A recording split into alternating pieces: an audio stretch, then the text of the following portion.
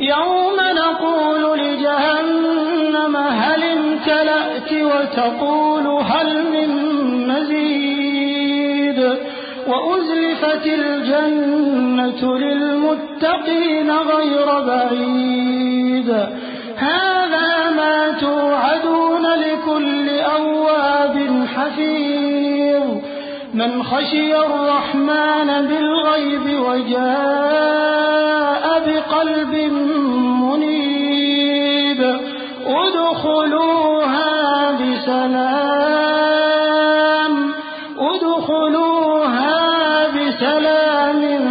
ذلك يوم الخلود لهم ما يشاءون فيها ولدينا مزيد وكم أهلكنا قبلهم من قرن هم أشد منهم بطشا فنقبوا في البلاد هل من محيص إن في ذلك لذكرى لمن كان له قلب أو ألقى السمع وهو شهيد.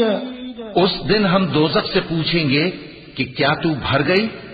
وہ کہے گی کہ کچھ اور بھی ہے، اور بہشت پرہیزگاروں کے قریب کر دی جائے گی کہ ان سے مطلق دور نہ ہوگی. یہی وہ چیز ہے جس کا تم سے وعدہ کیا جاتا تھا، یعنی ہر رجوع لانے والے، حفاظت کرنے والے سے. جو رحمان سے بن دیکھے ڈرتا رہا اور رجوع کرنے والا دل لے کر آیا، اس میں سلامتی کے ساتھ داخل ہو جاؤ. یہ ہمیشہ رہنے کا دن ہے، وہاں جو چاہیں گے ان کے لیے حاضر ہوگا. اور ہمارے ہاں اور بھی بہت کچھ ہے، اور ہم نے ان سے پہلے کئی امتیں ہلاک کر ڈالی. وہ لوگ ان سے قوت میں کہیں بڑھ کر تھے. پھر وہ شہروں میں گشت کرنے لگے، کیا کہیں بھاگنے کی جگہ ہے؟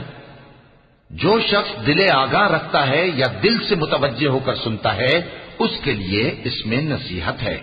وَلَقَدْ خَلَقْنَا السَّمَاوَاتِ وَالْأَرْضَ وَمَا بَيْنَهُمَا فِي 6 أَيَّامٍ وَمَا مَسَّنَا مِن لُّغُوبٍ فاصبر على ما يقولون وسبح بحمد ربك قبل طلوع الشمس وقبل الغروب ومن الليل فسبحه وأدبار السجود واستمع يوم ينادي المناد من مكان قريب يوم يسمعون الصيحة بالحق ذلك يوم الخروج إنا نحن نحيي ونميت وإلينا المصير يوم تشقق الأرض عنهم سراعا ذلك حشر علينا يسير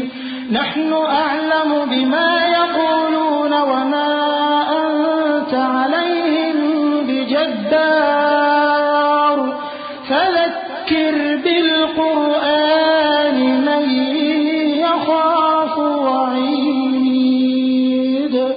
اور ہم نے آسمانوں اور زمین کو اور جو مخلوقات ان میں ہے سب کو 6 دن میں بنا دیا اور ہم کو ذرا بھی تھکن نہیں ہوئی.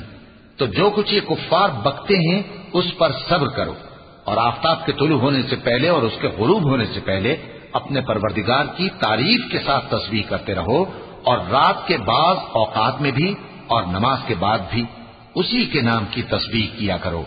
اور سنو، جس دن پکارنے والا نزدیک کی جگہ سے پکارے گا، جس دن لوگ ایک زور کی آواز یقیناً سن لیں گے، وہی نکل پڑنے کا دن ہوگا. ہم ہی تو زندہ کرتے ہیں اور ہم ہی مارتے ہیں اور ہمارے ہی پاس لوٹ کر آنا ہے. اس دن زمین ان پر سے پھٹ جائے گی اور وہ جھٹ پٹ نکل کھڑے ہوں گے. اس طرح سے جمع کرنا ہمیں آسان ہے.